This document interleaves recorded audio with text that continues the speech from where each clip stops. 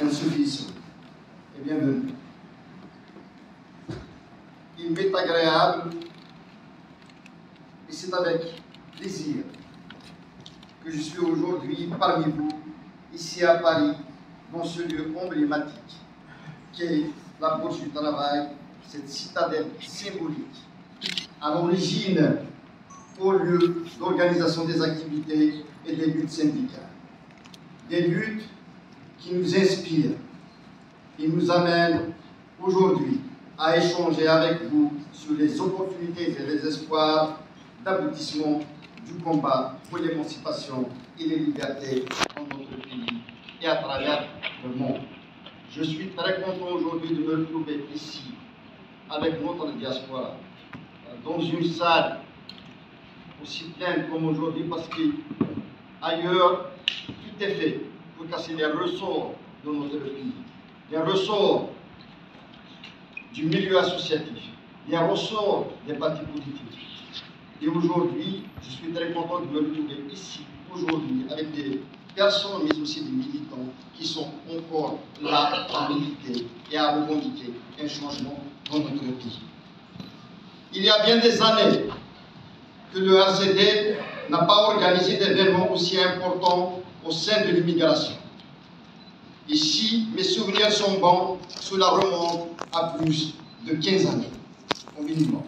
Notre immigration, pionnière dans le combat pour la libération du pays, ne peut rester en marge de la construction d'une Algérie de liberté et de progrès.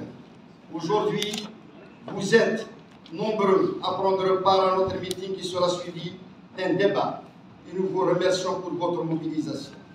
Je tiens par ailleurs à souhaiter également la bienvenue à nos invités que j'appelle à intervenir tout à l'heure pour faire de cette rencontre un espace de débat, d'échange de points de vue et de propositions pour aider à dégager ensemble des perspectives nouvelles et jeter de solides passerelles entre nous. Chers amis, malgré les difficultés qui sont les nôtres, en Algérie, nous avons pu organiser dans l'adversité les entraves administratives, les poursuites judiciaires et les atteintes aux libertés de réunion et d'organisation de nombreuses rencontres et débats à travers différentes localités du pays. La vie et la militance nous ont appelés à ne pas céder sur les principes et ne rien lâcher de nos droits. C'est ainsi que nous pouvons faire avancer la cause démocratique et éviter au pays la voie de la régression. Le pays, je sais que vous êtes très sensible à la situation que vit notre pays et aux souffrances que subit notre peuple. Permettez-moi alors, chers amis, d'aborder prioritairement la situation au niveau de notre pays. Il y a des moments de l'histoire qu'il ne faut pas occulter parce qu'ils ont été déterminants pour notre présent et peuvent être encore plus décisifs à l'avenir. Le coup de force de décembre 2019 et la politique du tout répressif continuent de plonger le pays dans l'aventure et l'inconnu.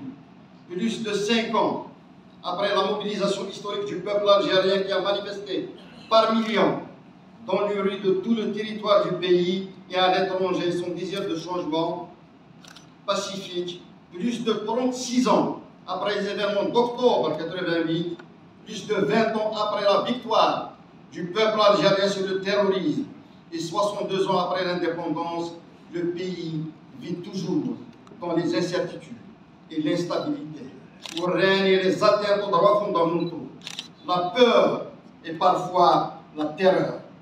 Le pouvoir de fait ne semble tirer aucune leçon des drames induits par le choix de l'autoritarisme comme mode de gestion du pays, en privilégiant de s'adosser à des institutions frappées d'illégitimité et qui constituent une menace pour la nation. Comme vous suivez au quotidien à travers les réseaux sociaux, car il n'y a plus de médias crédibles dans le pays en dehors de quelques journalistes qui résistent au sein de quelques rédactions. La situation se dégrade de plus en plus. Et ce n'est pas le journal télévisé des chaînes étatiques, dupliquées par les chaînes offshore, soumises, malléables et corvéables à merci, qui contrarieront le constat accablant que nous faisons au quotidien. Personne ne peut nier que le personnel politique de l'ère Tiboun vient du même moule que celui de la forfaiture du règne de Bouteflika, qui a failli emporter le pays sans le sursaut populaire de février 2019, qui a stoppé le danger et l'humiliation. Sincèrement, je vous avoue que je suis plus à l'aise. Je suis plus à l'aise et tranquille de parler et de disserter sur la situation de mon pays chez moi qu'ici, pour ne pas être accablé de reproches, de dénoncer la forfaiture de nos dirigeants à partir de l'étranger. Mais à l'instar de beaucoup d'entre vous, il y a des moments où la responsabilité dicte de prendre des risques, car nous n'avons pas de pays de rechange.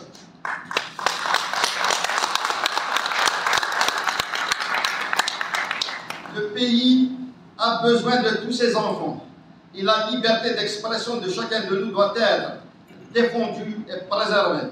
C'est le sens de notre combat, partout, et c'est aussi notre devoir, car nous avons choisi la voie de la vérité et de l'authenticité. Vous le savez, comme l'écrasante majorité des Algériens, que ce n'est pas le bien-être du citoyen qui dicte l'ordre du jour de l'agenda du pouvoir. Celui-ci est préoccupé avant tout à sauver le système des privilèges qui ne peut être perpétué sans se heurter à l'aspiration profonde des Algériennes et des Algériens à la liberté, la justice et la démocratie portée par des millions de citoyens durant des mois lors du mouvement de février 2019.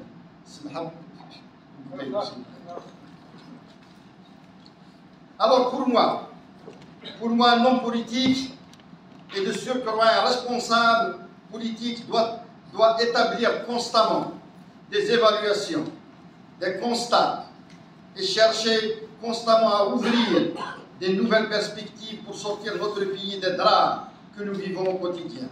Ne pas oser, cela reviendrait à accréditer la fumisterie d'une nouvelle gouvernance pour l'Algérie en rupture avec les anciennes pratiques. Des pratiques que nous n'avons de cesse de dénoncer, car le bilan de la nouvelle façade des décideurs est sans appel sur les plans économiques, social et des libertés.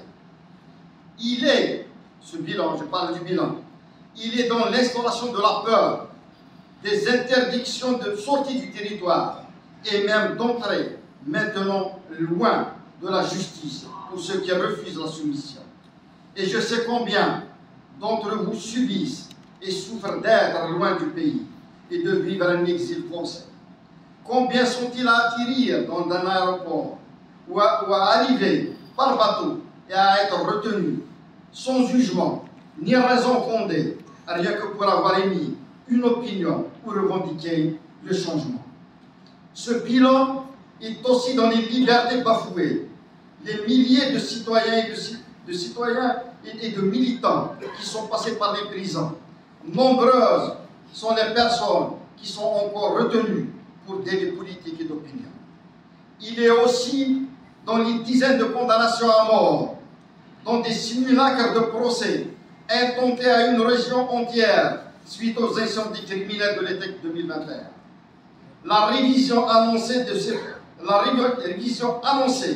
procès que le HCDR de tout temps revendiqué, souvent au solo, ne doit pas faire baisser notre vigilance.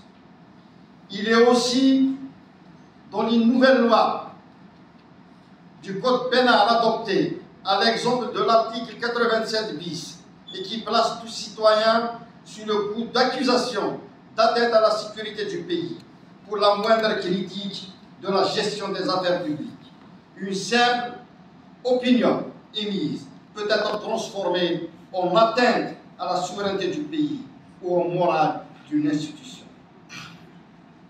Il est également, depuis les derniers mois, dans les interdictions et les atteintes aux libertés de création, d'organisation, de rencontres littéraires, artistiques et maintenant même de la valorisation et de la sauvegarde de notre histoire et notre patrimoine culturel.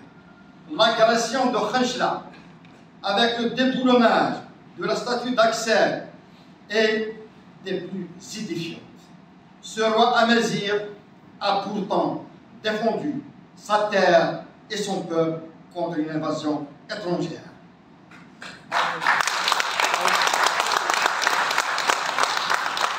Il est enfin, nous concernons en tant que parti, dans les interdictions d'activer librement jusqu'à être menacés à un moment de dissolution et de suspension. Le nouvel avant-projet de loi sur les partis politiques est déjà conçu pour revenir sur tous les acquis d'octobre 1981 et de la parenthèse de l'ouverture démocratique dans la mesure où celui-ci définit lui-même le champ d'intervention des partis, les socles idéologiques et l'objectif des partis en tant que soutien à la politique gouvernementale. C'est parce que pour certains d'entre vous ont lu un peu l'avant-projet de loi sur les partis politiques. En fait, il porte en lui la remise en cause totale de l'ouverture démocratique de 88, mais aussi, il est plus grave encore. Vous serez, en tant que parti politique, là, juste pour, en fait, applaudir tout ce qui est produit, tout ce qui est dicté par le gouvernement algérien. Et ça, c'est inadmissible en tant que parti.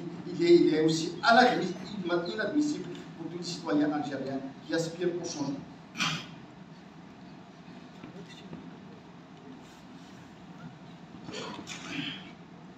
Alors, je disais, la loi syndicale actuelle, quant à elle, fera rougir, y compris le modèle des organisations de masse de l'ère soviétique.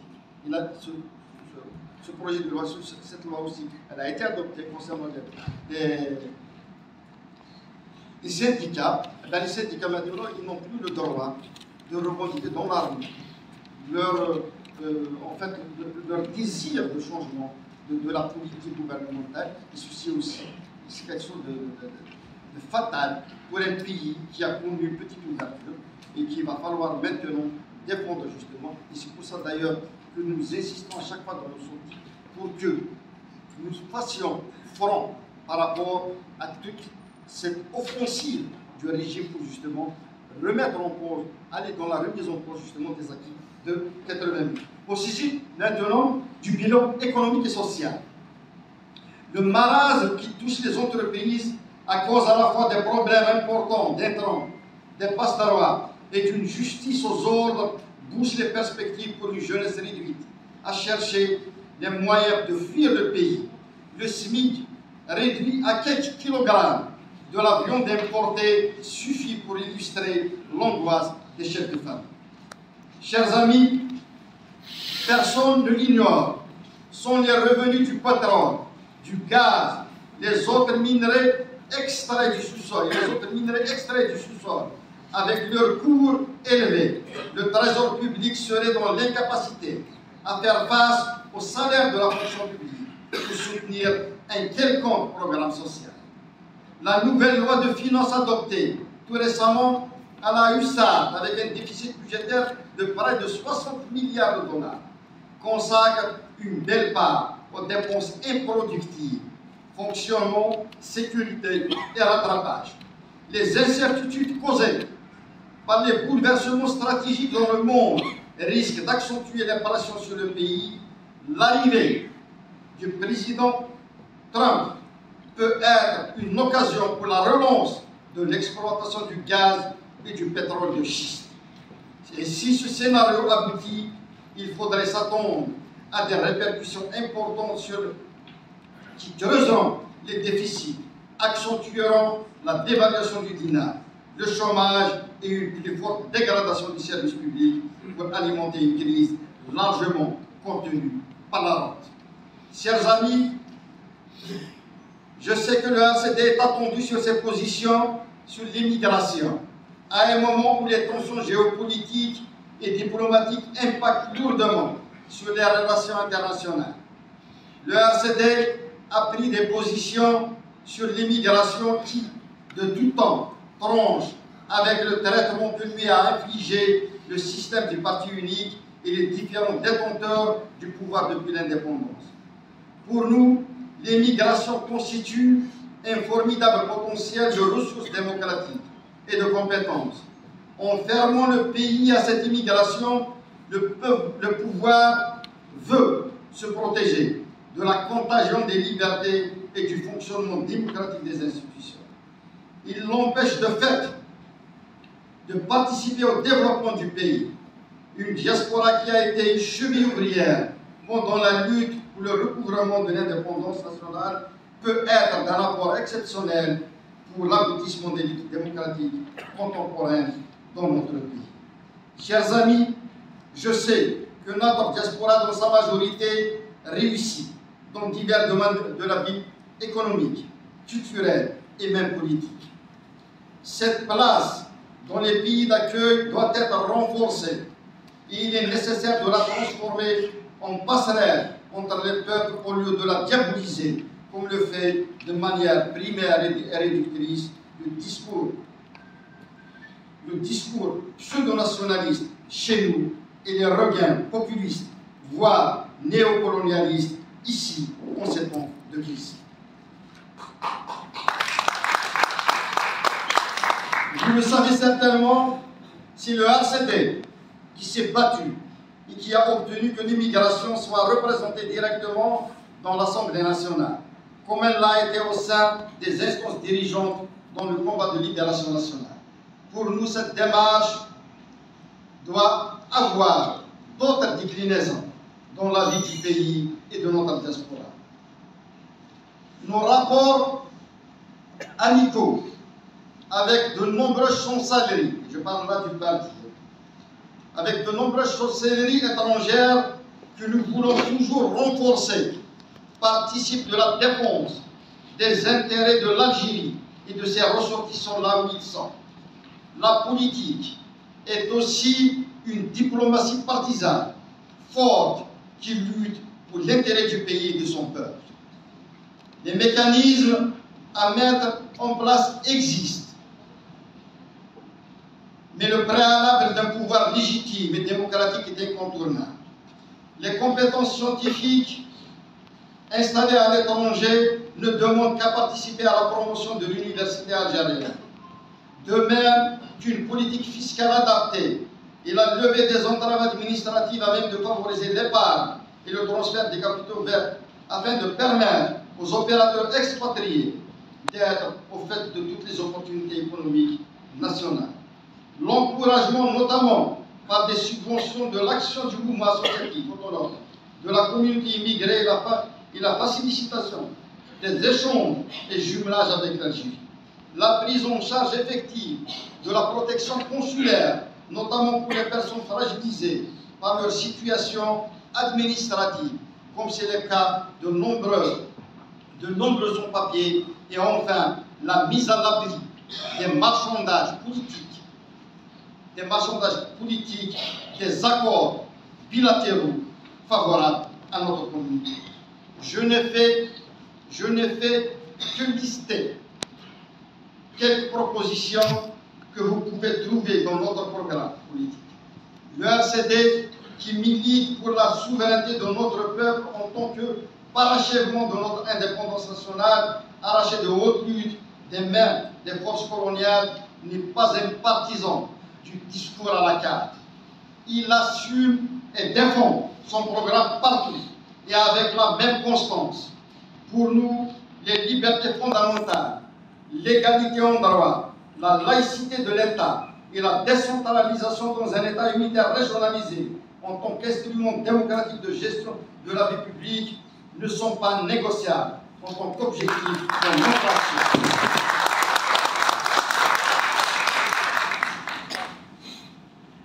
Notre appel, maintes fois renouvelé au dialogue, a pour but de sortir le pays d'un autoritarisme qui alimente chaque jour un peu plus le fossé entre les institutions frappées d'une illégitimité et les citoyens qui aspirent à construire un État qui protège le pays et les citoyens. Pour ce faire, le RCD estime que la barre est dans le camp du pouvoir.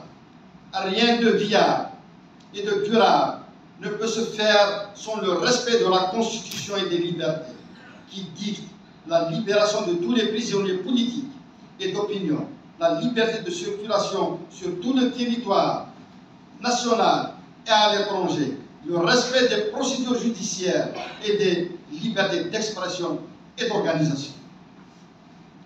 Un pouvoir qui tourne le dos aux revendications légitimes de son peuple s'éloigne dangereusement de sa mission fondamentale, qui est de servir et protéger les intérêts de tous. Écouter, c'est reconnaître la dignité de chaque citoyen. Répondre, c'est consolider et garantir l'avenir de notre démocratie. Posons ensemble les bases d'un dialogue ouvert et constructif. C'est dans cette union entre le peuple et ses institutions, je dis bien légitimes, où réside la véritable force d'une nation. Merci pour votre attention.